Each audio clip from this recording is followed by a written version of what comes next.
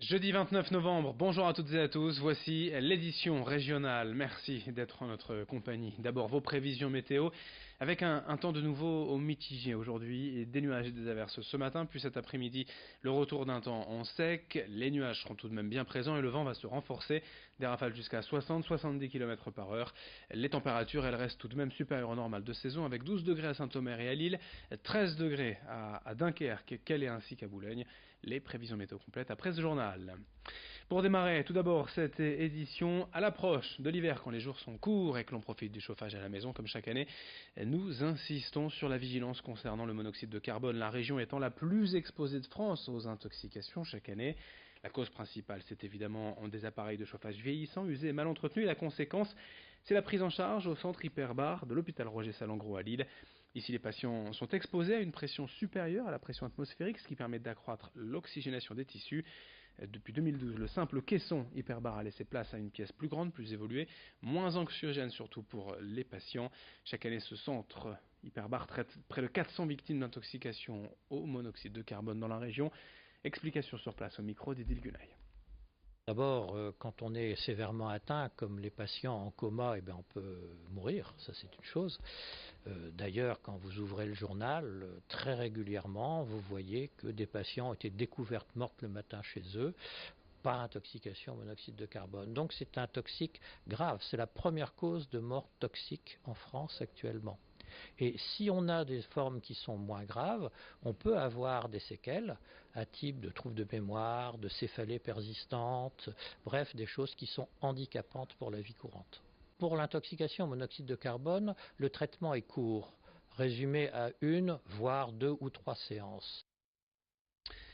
Autre actualité dans ce journal, la ville de Lille part en croisade contre la spéculation immobilière et les logements et Airbnb dès le 1er janvier prochain.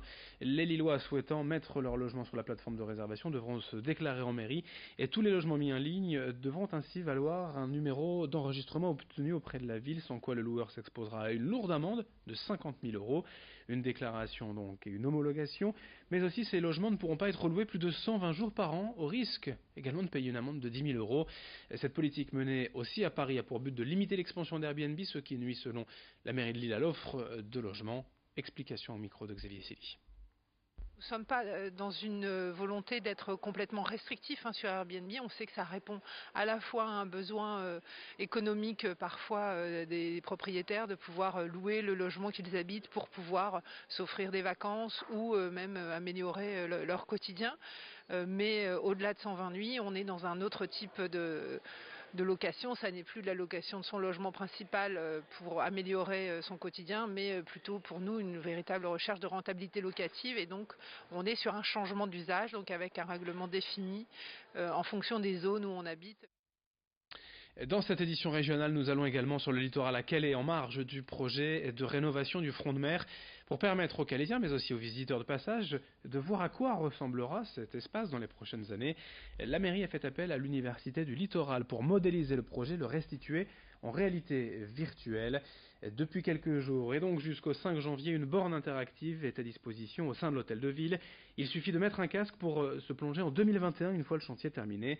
Grâce à la réalité virtuelle, vous pouvez librement circuler, choisir où regarder ou avancer dans cette toute nouvelle zone.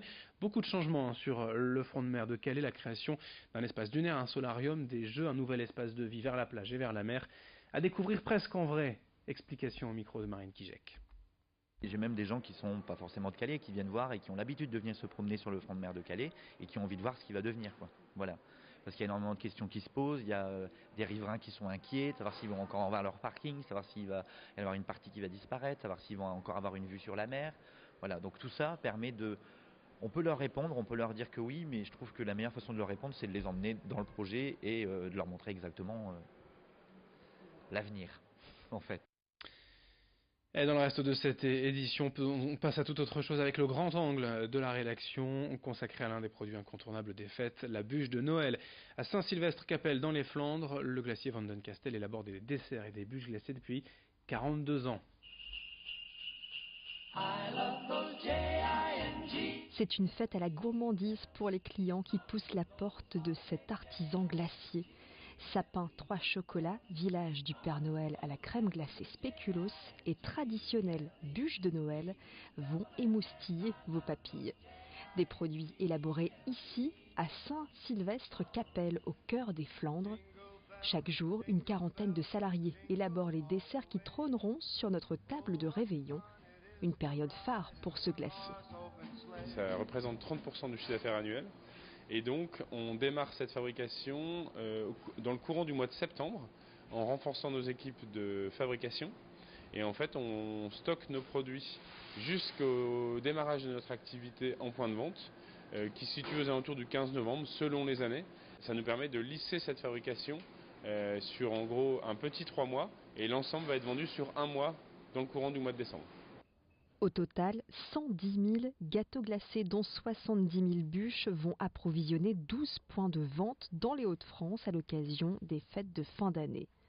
Un rythme de production soutenu tout en privilégiant la fabrication manuelle et les produits locaux. Dans un produit de chez nous, une crème glacée Van Castel, il y a 60% de lait entier qu'on achète ici dans une ferme qui est basée à Saint-Sylvestre-Capelle, à 1 km de notre site de fabrication. Il y a 20% de crème fraîche qu'on achète également ici dans la région. Et après, il y a 5% d'œufs, des œufs qu'on casse ici nous-mêmes et qui sont achetés à Dunkerque. Alors la bûche phare chez nous, c'est la bûche spéculoos chicorée, qui est très emblématique de la région avec les produits qui sont très locaux. On y retrouve du spéculoos et de la chicorée qui vient d'Orchy. Et après, les produits incontournables, c'est les produits qui sont des parfums assez classiques. On retrouve la vanille framboise, on retrouve la vanille chocolat. Un savoir-faire qui fait fondre petits et grands depuis plus de 40 ans.